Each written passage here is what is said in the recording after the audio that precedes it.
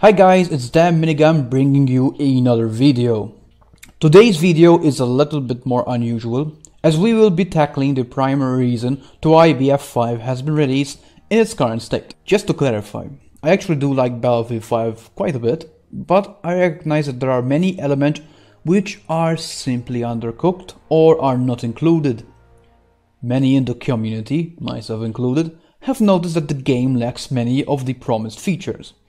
It is also fairly light on content, because it only has 8 maps for example, and has very bizarre and obvious bugs. Anyone will have noticed these, particularly the competitive players that they have actually working at DICE, so no.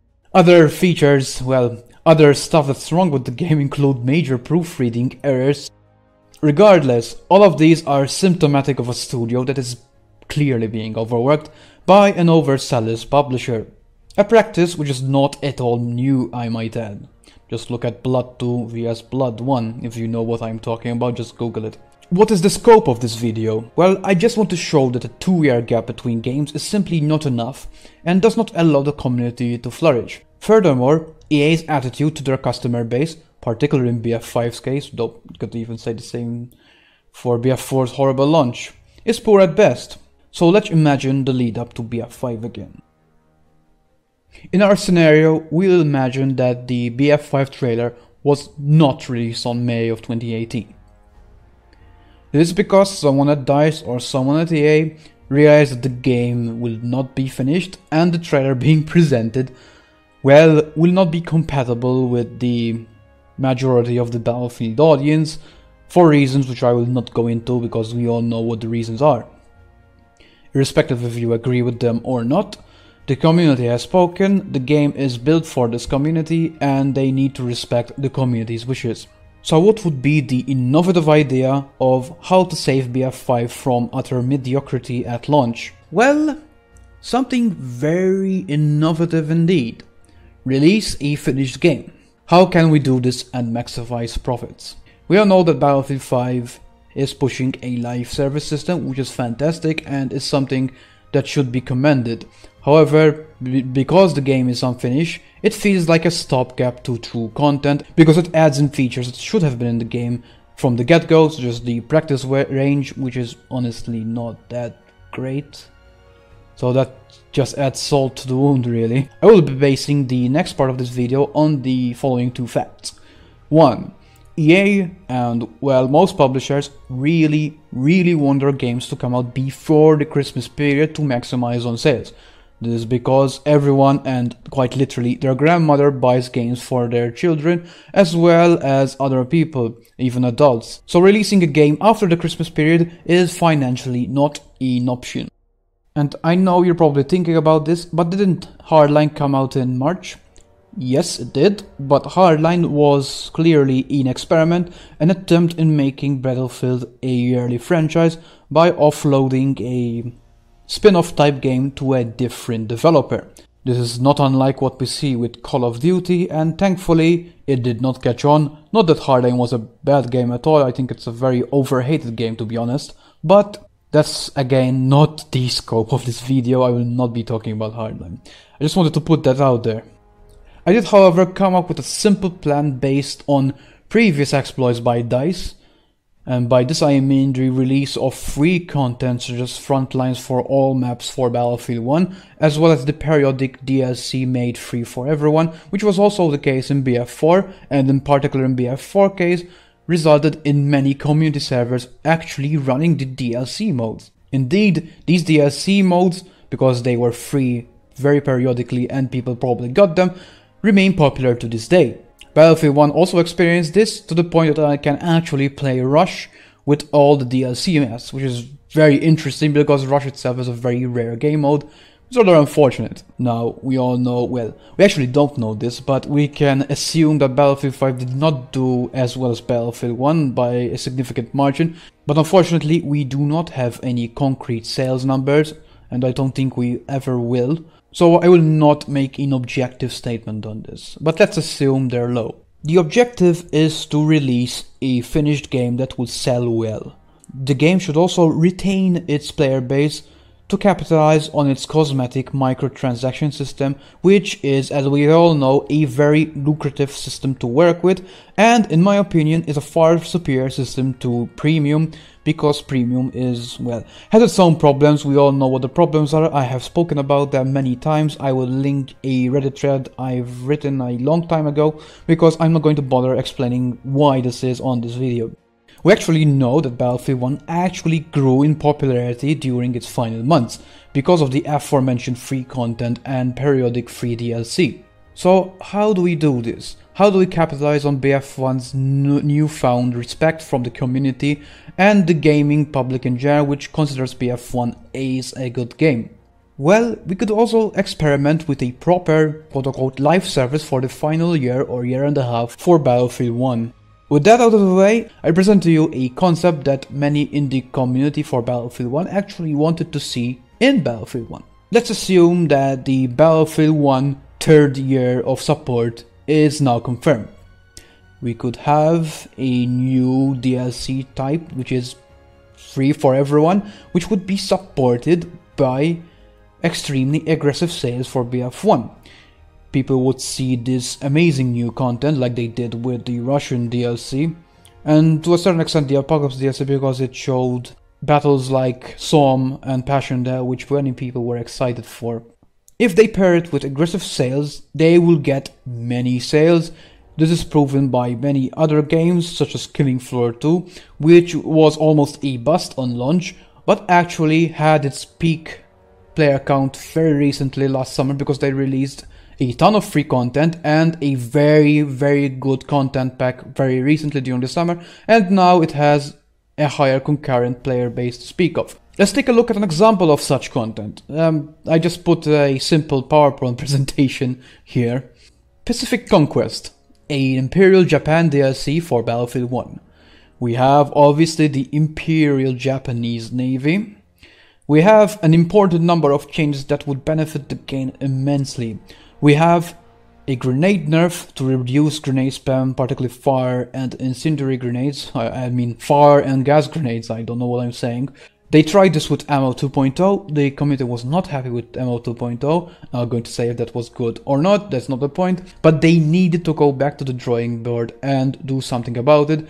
Honestly, if they went the BF5 route, even without attrition, like they would make the grenades far less effective, this would have been much better off. Also, they should rework the crowd slide nerf, because tying mouse sensitivity or controller sensitivity during the crowd slide is not fair on low sensitive players, which comprise a majority, particularly those competitive players. High sensitive players, such as myself, have a massive advantage when they crowd slide, because they are not affected very much by the mouse sensitivity reduction while they crowd slide.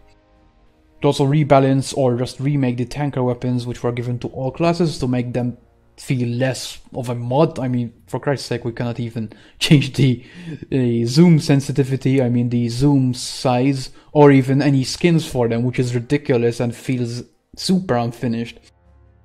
Also, we should really fix the invisible player bug, because this is a major bug that was introduced after the Apocalypse DLC, which was reduced after the Apocalypse DLC, but still exists, and this is super frustrating.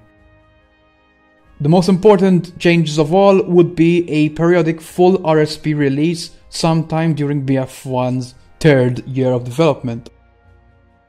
This is particularly important and useful because the full RSP system can be then transferred over to Battlefield 5, which uses many of the common framework seen in Battlefield 1.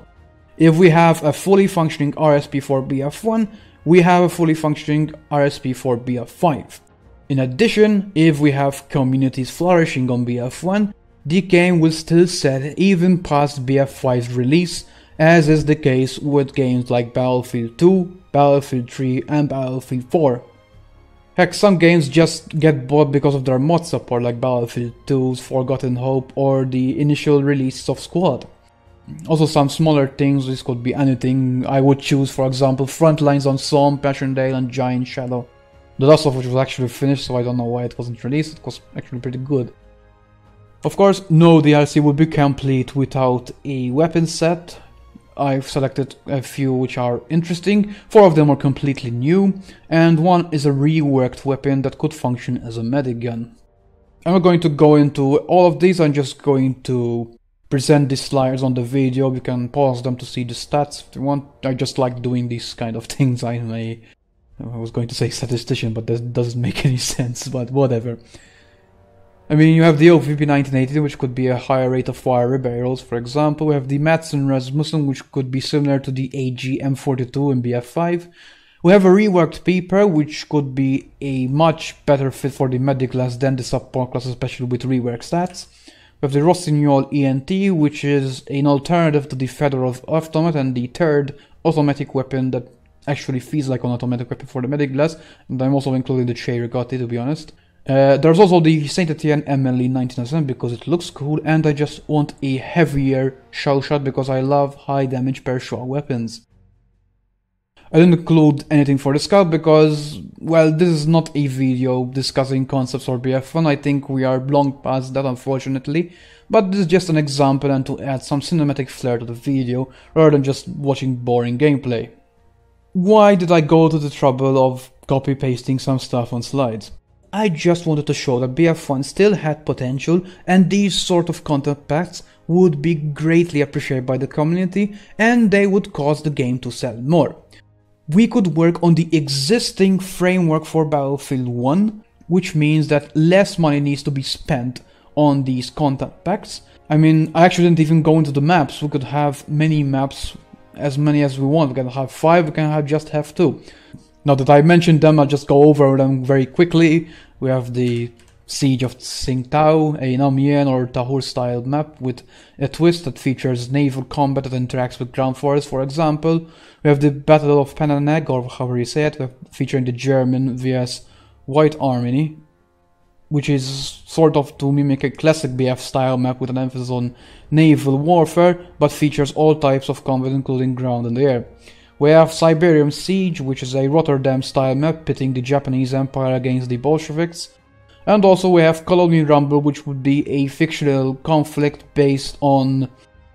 well, it's a fictional battle, but it's based on German colonial conflicts in New Guinea, pitting the German army vs the Imperial Japanese. This would play out similar to Operation Outbreak from BF4, which is heavily infantry-focused, and is basically a much less linear Argonne, which is good because I cannot stand Argonne with the current grenade spam. So with all the not so fancy graphics out of the way, what was the point of this?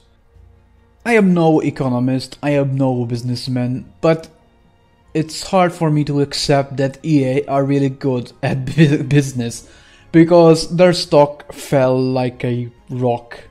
It actually rhymes. Well, regardless, their stock actually fell more than the 2008 global recession, which is incredible. It only fell because they released an unfinished product, they disrespected the community, and no, negative PR is not just PR, it is negative PR, as evidenced by the stock drop. And they could have handled it so much better.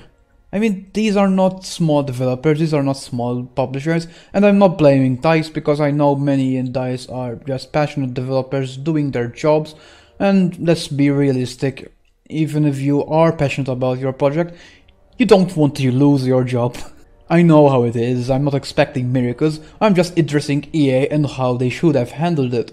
They could have had a fully functioning game at launch, just by delaying it an extra year, giving DICE to work on it. Just delay it as much as possible, even if you need to release in December of 2020. Just delay it, give more content to Battlefield 1, capitalize on Battlefield 1. Heck, you could even have what happened to Incursion, for example. Given some polish, that game would have been fantastic. Just get rid of the progression or whatever and just make it a fun, separate game mode, which was actually heavily promoted during E3, I believe, and it was very much liked by much of the press and also many players. I know it had many issues with the competitive scene, and that's very important because it's aimed at the competitive scene, but those issues could have been resolved given time. You're just scrapped at the last minute. That's a bit ridiculous. My name's been DanMinigun, and I hope you enjoyed this video. As an experiment, perhaps you would like to chat about this on Discord or something.